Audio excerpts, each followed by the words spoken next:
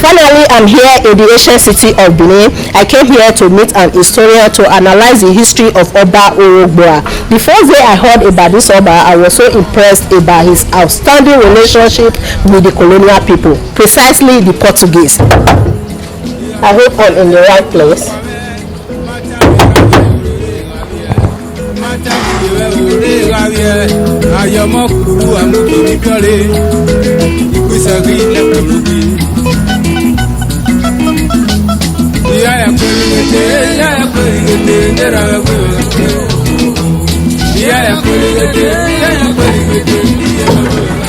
Hi, Master Esigie. Are you Madam Nekbanobasogi? Yes, I came all the way from Canada. You know, I promised to come and visit you. Yes, I remembered you called that you're coming to ask some historical questions. Nice to meet you. Nice to meet you too. Osamodero la viagare o maya tota.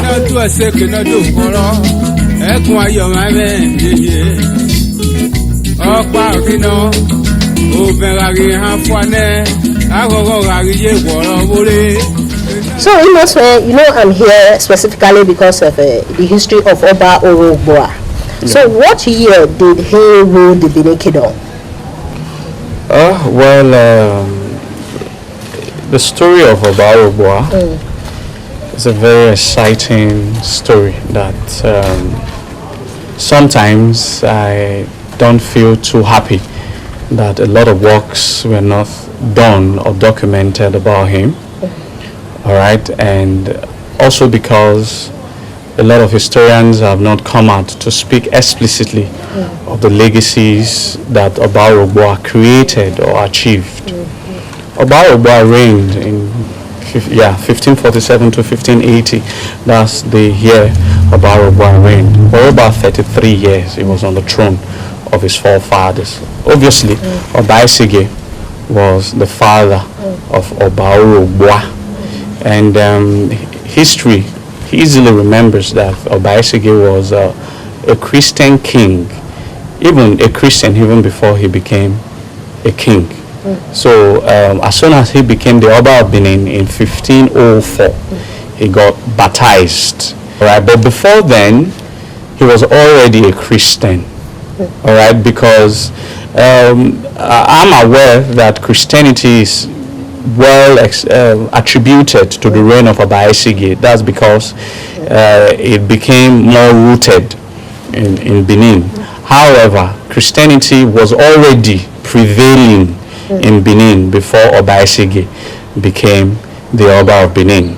Notably, Oba Eware during his reign, there were the Benins in terms of mythology. Oba Eware ruled the Benin Kingdom in what year? 16th century? No. He ruled in 15th century. 15th century. In 15th century.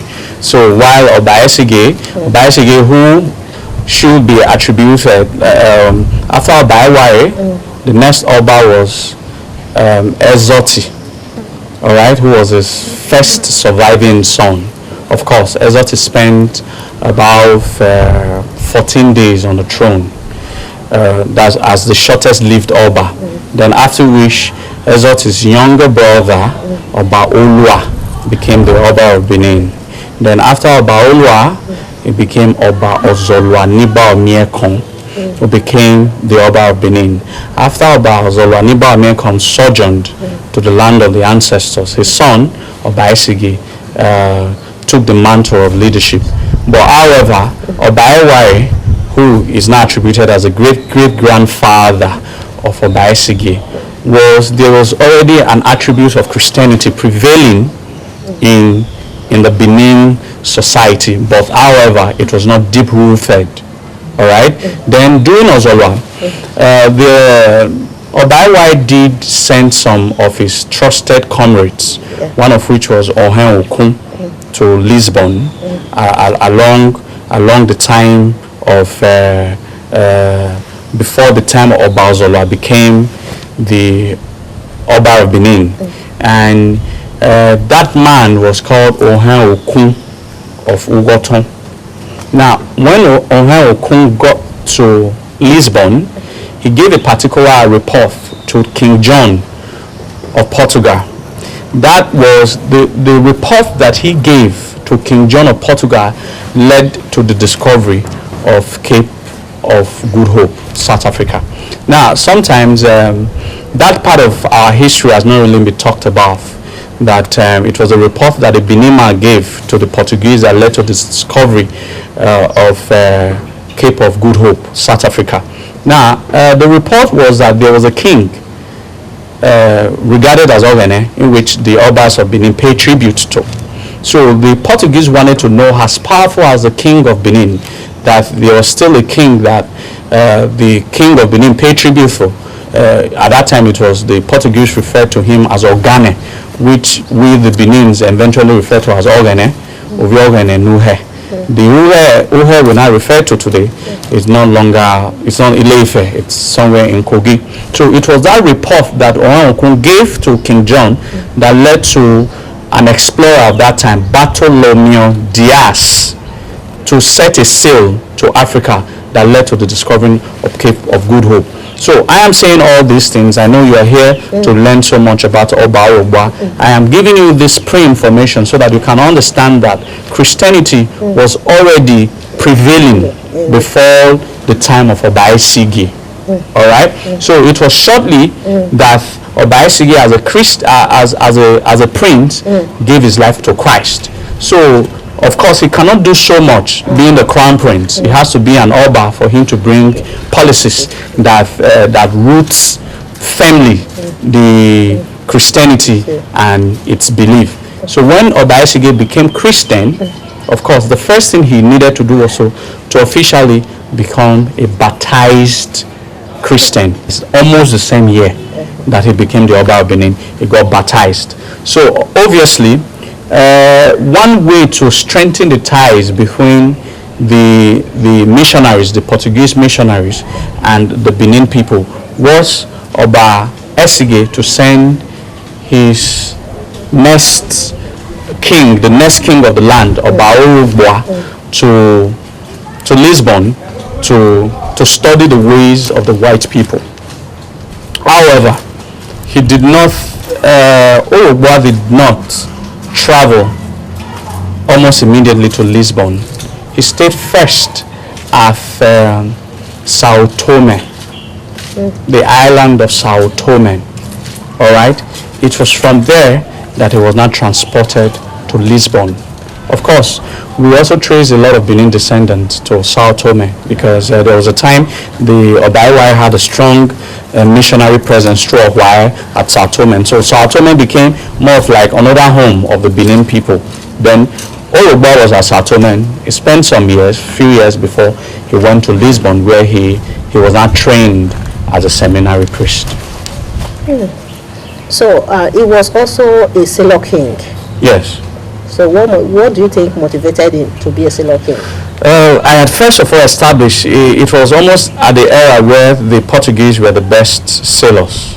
All right, they were like the best seafarers at that time.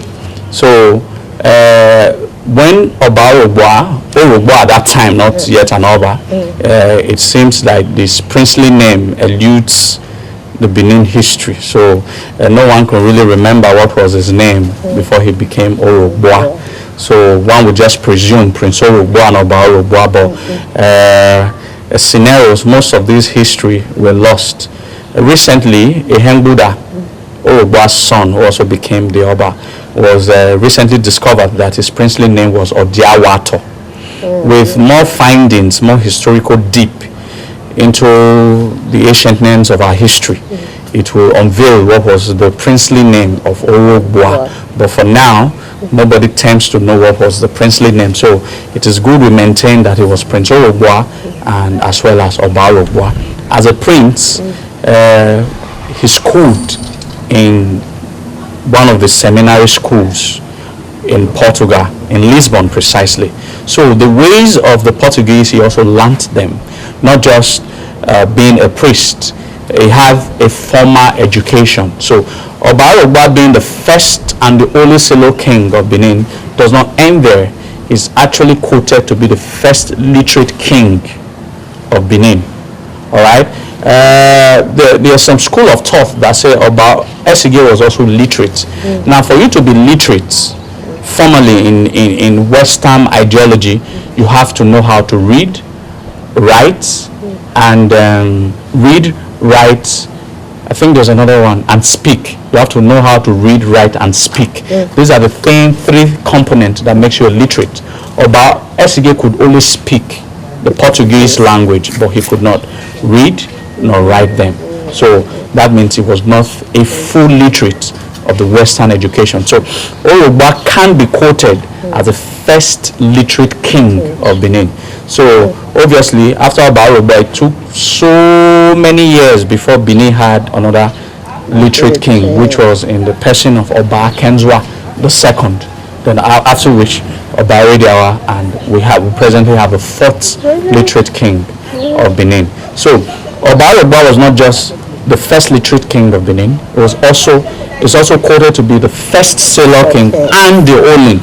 I wouldn't say the last, because we wouldn't know for now. We wouldn't know what history, what time in the future can tell. So obviously, he was also trained in the marine school of the Portuguese people. So he was in the seminary priest as well, and he was also a mariner, so he could understand the language of the sea. So these were some of the things that his father, in his infinite wisdom, wanted the Beninese to learn from the Portuguese. Obviously, because there was an ambassadorial office of the Benins in Portugal. All right, so the Portuguese had an embassy in Benin, and the Benin also had an embassy in Lisbon. So it was a sort of a mutual beneficial concept of trading, and it's the relationship between the Benins and the Portuguese gone beyond just trading. All right, they brought Christianity that was highly accepted by the king.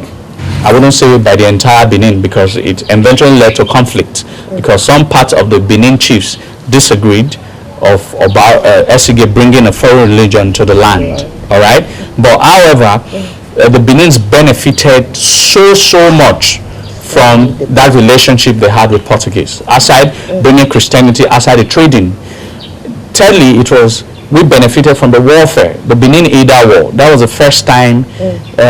It was 1515, all right, that Benin Ida War happened. Now, the Benins can remember the exact date of that Benin Ida War, because a letter was written by one Duarte Perez, who was a Portuguese merchant working for the King John at that time, that he wrote a letter to the King John that Benin's is highly Christianized society because of the presence of the missionaries. However, they were currently fighting a war. So that letter is quoted to be the oldest letter ever written in Nigeria. It was written October 20, 1516. All right. So it was that letter the Benins could remember, because that letter stated that it was almost a year since that war has prevailed. So that means the war actually happened between 1515 and 1516. So in that war, the Benins were able to display, in the first time in the history of what we now call Nigeria, using of guns. All right, the Benins were the first people to use gun to fight war.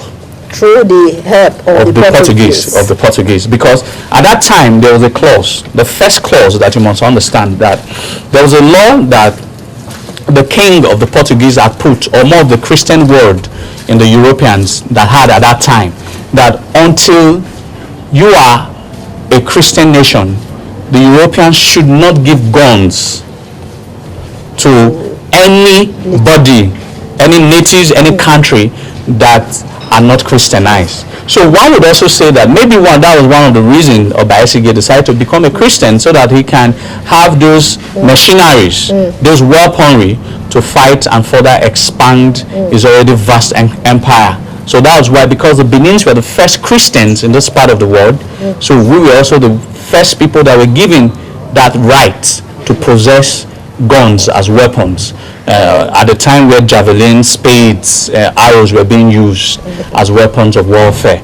So these old eras transcended into Maroubra being asked to go and learn more of the ways and practices of the Portuguese and bring their technology, their advancement, their ideas to Benin.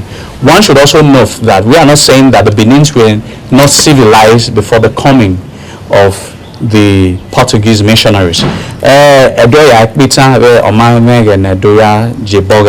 That means all through the ranks of Benin, right from the Ogiso era down to the present Oba dynasty, we have always been civilized people. The Europeans, the Portuguese, didn't bring civilizations to us, as a matter of fact. But however, they played a remarkable role in enhancing the growth of the civilization they met already.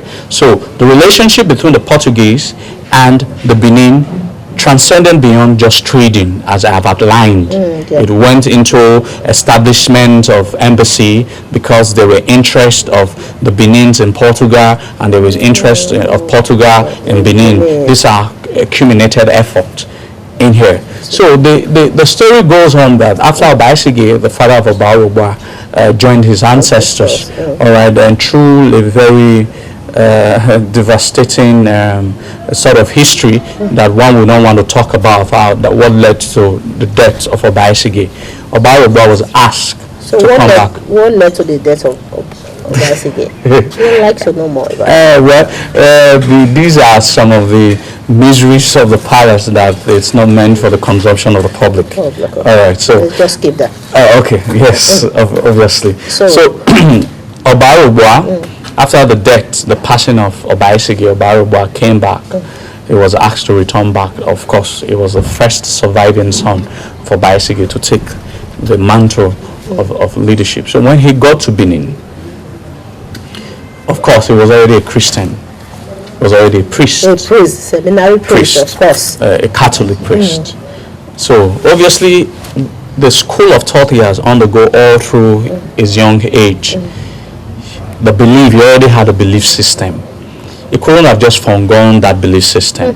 So he argued that I want to become an Oba of Benin. This throne is highly traditional. It's not a religious throne. But I, as a person, as an individual, I am highly religious. I am highly religious.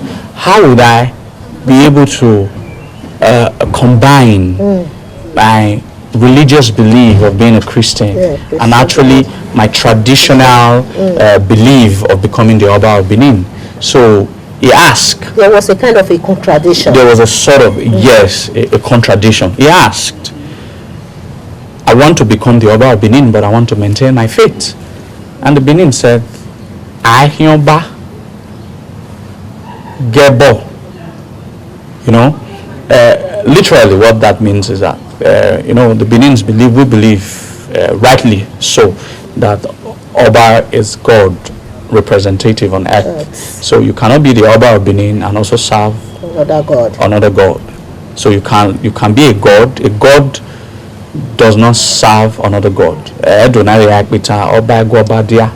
All right. So you cannot be a God and serve another God. You are very free to choose, because you have other siblings who could take that mantle of becoming the king. So he decided to choose the throne. I give up his Christian belief. Now, that giving up the Christian belief would have been that he became traditional.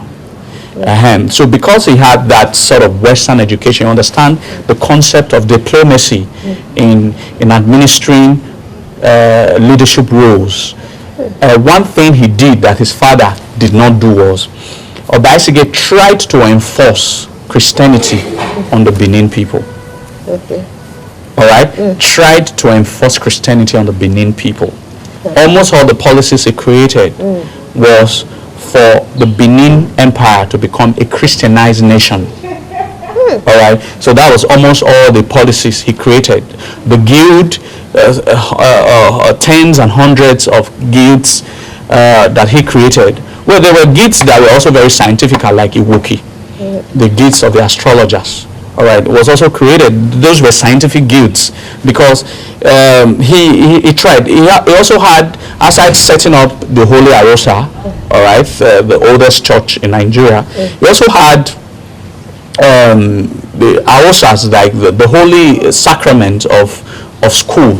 So Esigie actually established schools for learning, for people to study, for people like where you can get Western education. So he didn't only just set Christian homes, all right, or churches. He also set out like a school for the Benin nobles to learn the sort of Western education, all right? So even the letter that I spoke about that was written October 20th, 1516 by Duarte Perez also admonished that the likes of Eribo Unwangwe learnt Portuguese language, spoke Portuguese language fluently, and was able to read and write them.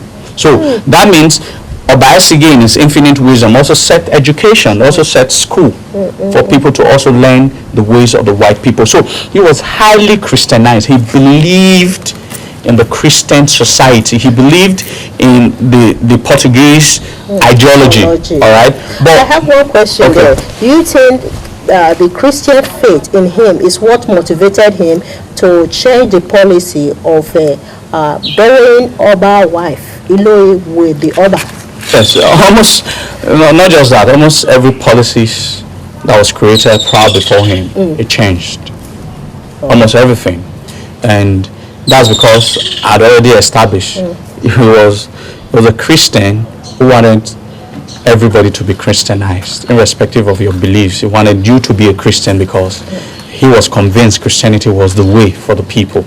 Now, one other thing was, when he saw that practices that when the Oba dies, the Iyoba, not necessarily, I'd established one point that the viewer should listen carefully.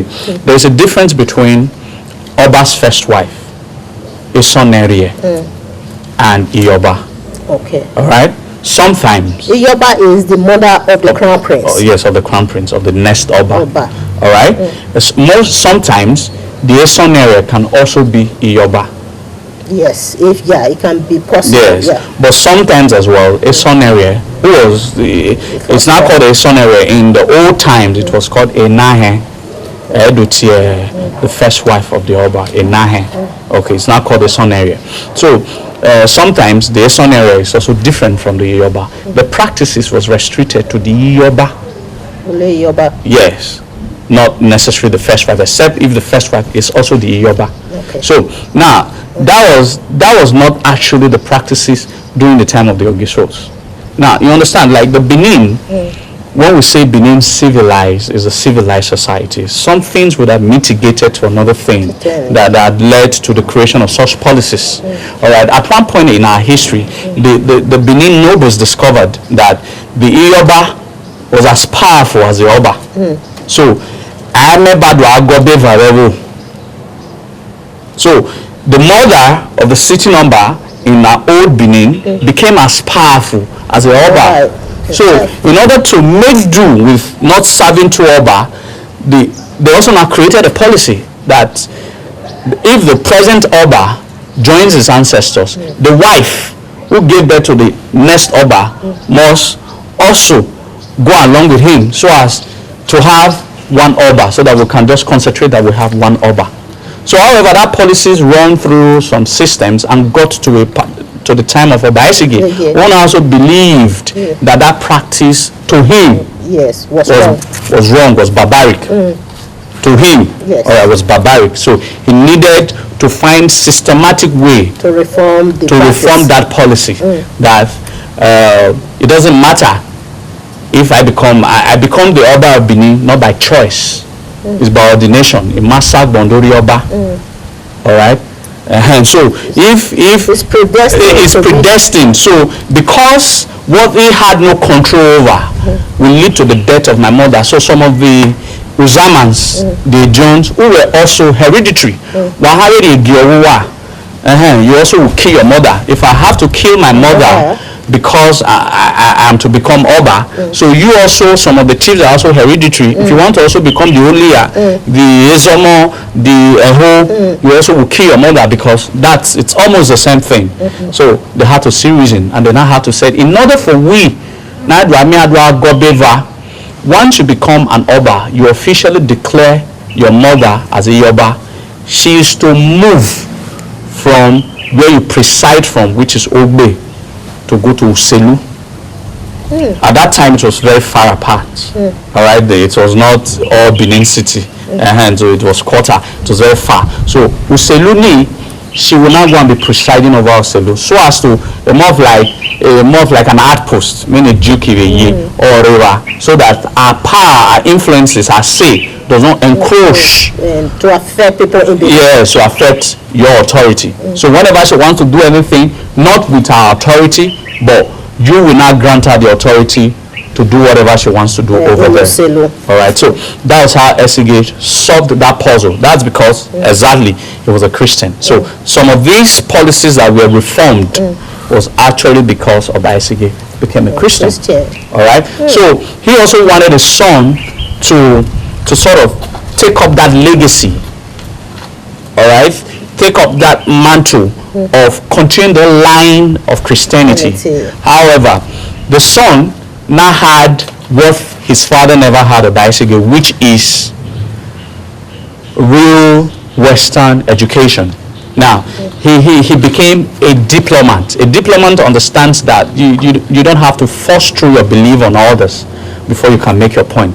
So when the Beninese had to tell him, choose between this and this, and he chose the throne of his forefathers, he understands that I can also be a Christian, but I don't necessarily have to force my belief on the other Benin people. Or we say, he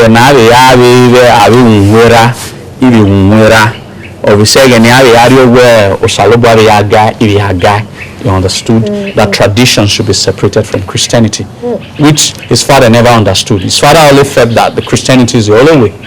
All right, so because of Orhogbua's intelligence, he understood that traditions should be separated from religion. All right, so he was a Christian, but he never imposed Christianity on Benin people. All right, so that's one of the beauty of Orhogbua. Now, he became the Oba. When he became the Oba, he looked around and see that the vast empire he inherited from his father, from his grandfather, from his great-grandfather, Oba Ewari the first is actually his great-grandfather. He understands that all these people are warrior kings, but they are more of landed warriors. All right, and he felt that Benin can no longer we have pushed almost the limits of our warfare to all the lands that surrounds Benin. There's also one part, the western part of Benin, which tends to go across the transatlantic line, all right, like the riverine part of our empire, which was highly untouched at that time. He said, yeah, I have the skill, I have the training as a marine, all right, let me build my ships, let me create another type of warfare as a sea navigator. So obviously he assembled all the best people who already understood the languages of the water within the territory of his empire and brought them together. He constructed his own ship. Ships were not imported from Portugal. He constructed, because he already had knowledge of how you can build ships. So Maroubra actually constructed ships, warships.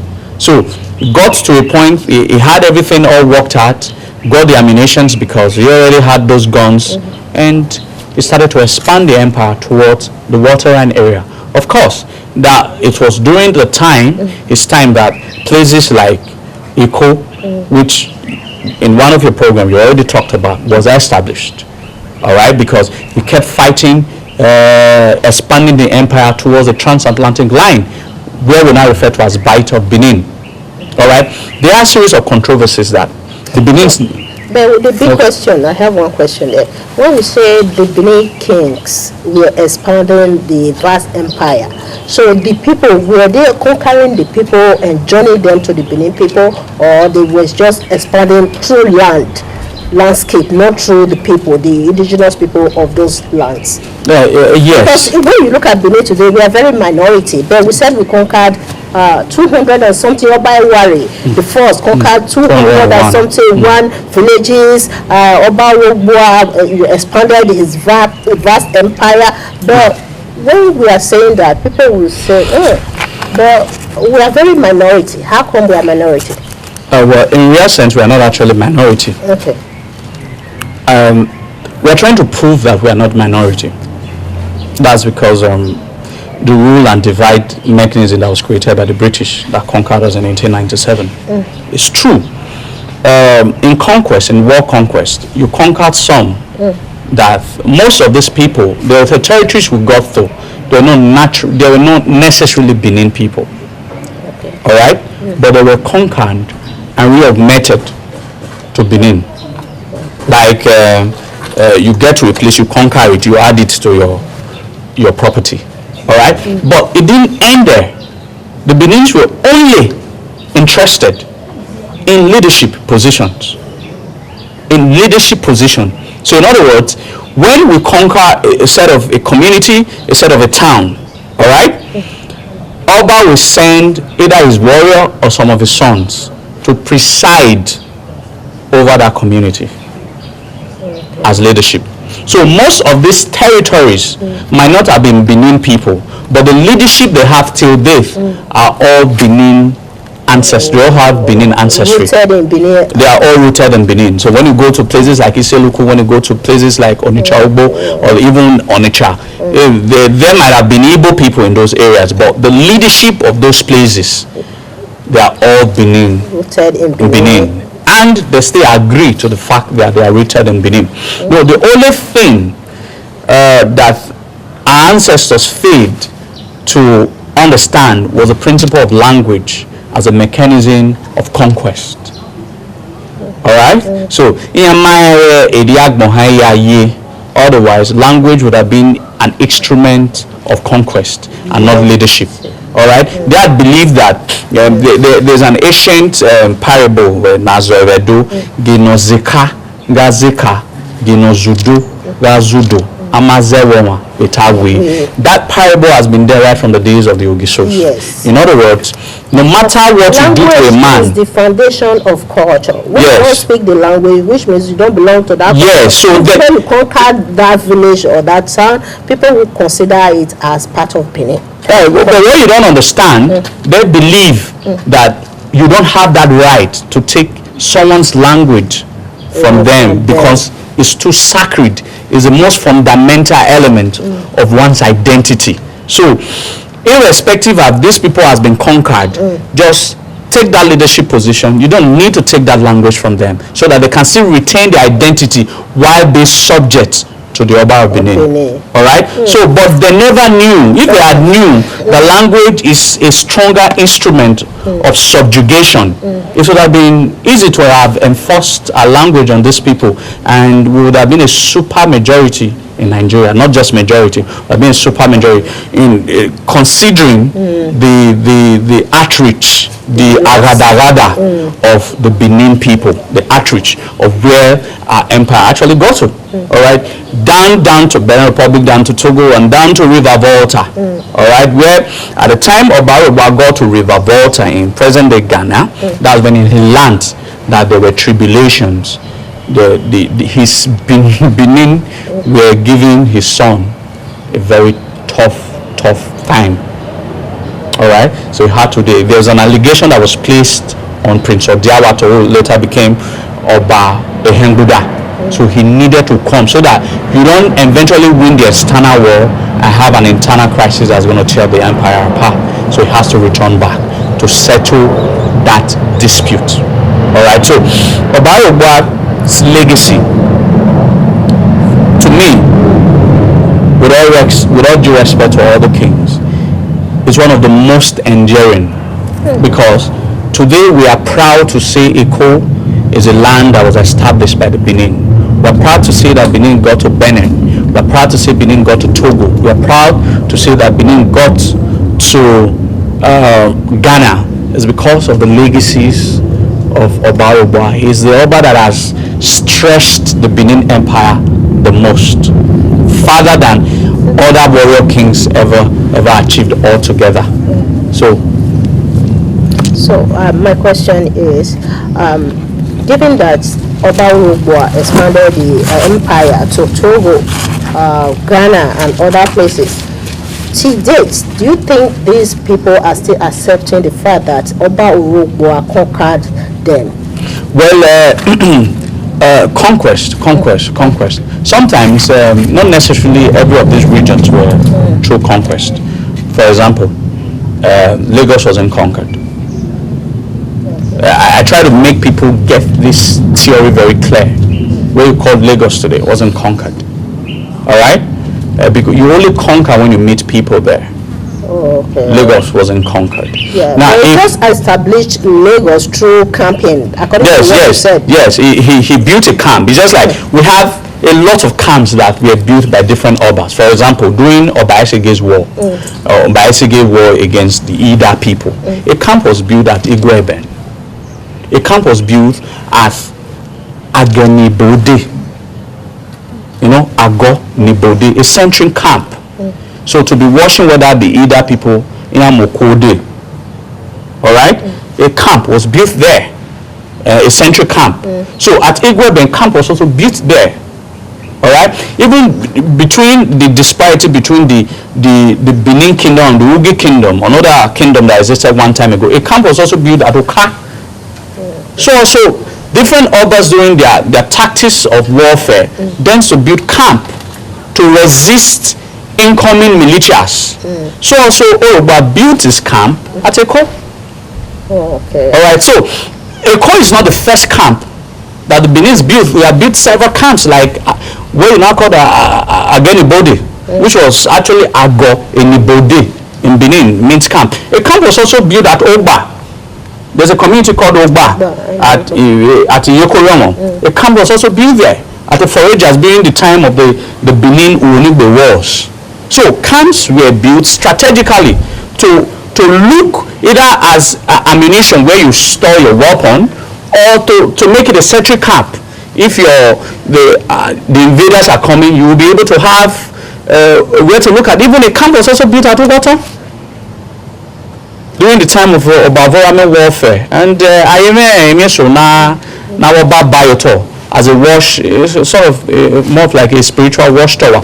So we shouldn't make a big deal out of all these things. Just like the Benins are building camp because they understood the mechanism of warfare, which some of these persons never understood. That's why we're building camp in territories of the people we wish to conquer. But in establishing that camp, it was not by conquest. Because you only conquer people when you see aborigine. Otherwise, they should be able to come and tell us what was the name of the war the Benin fought. Yes.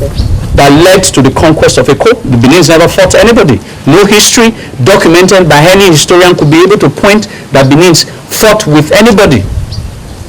Okay. So to close this history today, when did Oba Orhogbua join his ancestors? When did? In 1580. He joined his ancestors in 1580. At the twilight, as a man who has achieved so much, spending most in 33 years he spent on the throne, spent almost about 25 years fighting war, building the legacies that we should be proud of today. We should be proud of today. There were some internal issues I like to talk about because it reminds me of religious tolerance. One Oba that has really inspired me the most, it's Oba Orhogbua. Oba Orhogbua's ideas about things should be a lesson to every individual on planet Earth. First, he was very religiously tolerant. All right, he didn't believe that the tradition of his people is greater than his Christian faith, and he didn't also believe that his Christian faith is greater than the tradition of his people. So he didn't impose his. He didn't impose any of his beliefs. If you believe in whatever you believe in it. You don't need to use it to cause rancor with anybody. Now I'll give you how wise his beliefs were. There was a situation of some certain people when he had left. They discovered some of the because he was always on the road, was always on the sea. They committed despicable abomination. All right, when he got back, by the laws and traditions of the land, they were supposed to be sentenced to death. He realized that a section of the people goes against the tradition of the land consciously over a long period of time. When you subject them to death, that pain of reminding them the abomination they committed will not be that severe. Instead, in other words, let them continue to suffer for the rest of their life without having to kill them. He placed a curse on them. No, not necessarily a curse. He gave them an assignment that in all through the existence of their life, they must be working. There's never a time in their life where it's like a punishment. It's like a punishment. So that those set of people are they are called Emehe. There's a group called Emehi, and there's a group called Emehe, Emuehe. That's the one I'm referring to. It's a kind of a family. It's a family. It's a clan. They were stationed at Urubi under the care of Ehu. That wherever they must be working till date. Once any of those family members in order for them to demonstrate that they are still working till date, until your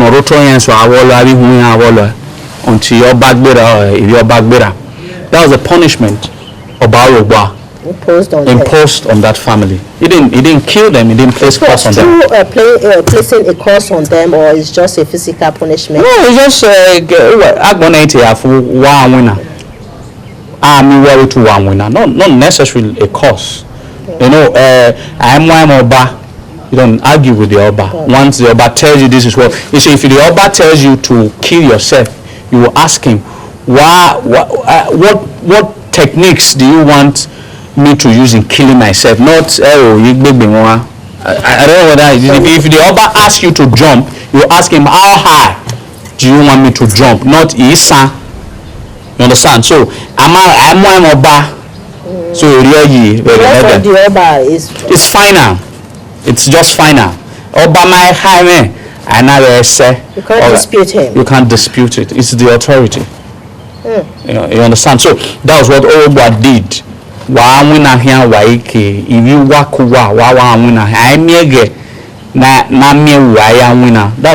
the internal punishment he placed them because of the atrocity they committed while he was away. All right, and obviously even the style of leadership he used in settling the dispute, all right, of his son.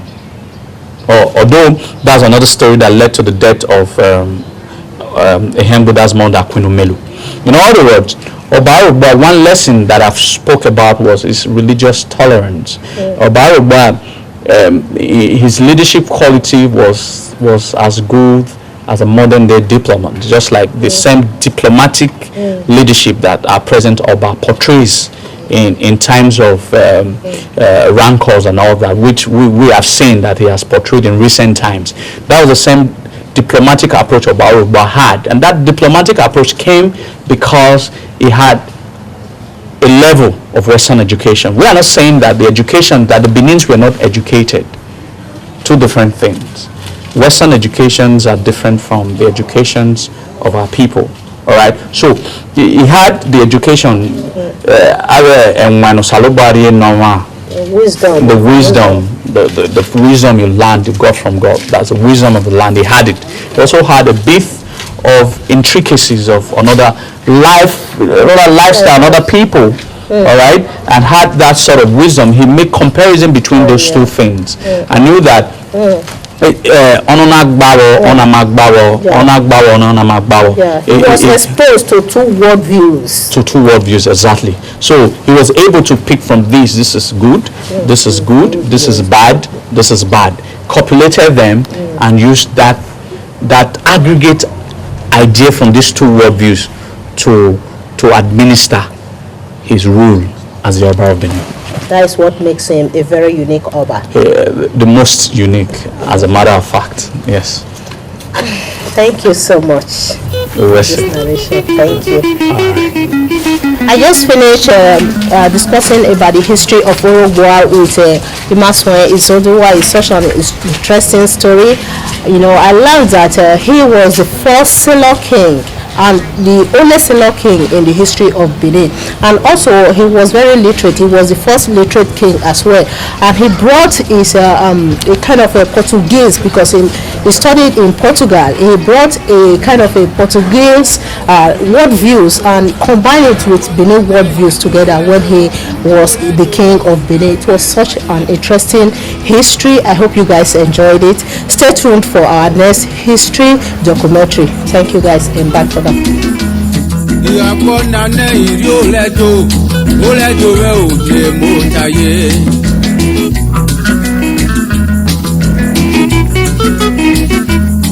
Imota no karu ekyoba